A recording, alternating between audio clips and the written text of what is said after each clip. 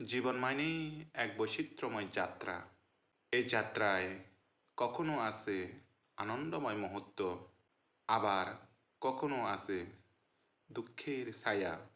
সুখ আমাদেরকে খাসায় প্রাণবন্ত করে তোলে, আর দুঃখ আমাদেরকে শেখায় ধৈর্য ও সহনশীলতা। এই দুই বিপরীত অনুভূতির মধ্যেই গড়ে ওঠে জীবনের আসল সৌন্দর্য।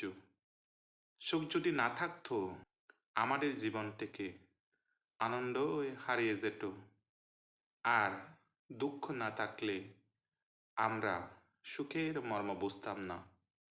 জীবনের প্রতিটি পর্যায়ে এই দুই অনুভূতির খেলাই চলে। জীবনের সুখ দুঃখের এই লুকোচুরি খেলায় কোনো হার জিত নেই, আছে শুধু শেখা আর বেশি টাকার অনুপ্রেরণা। বাবাতু সাব্বা মঙ্গলম।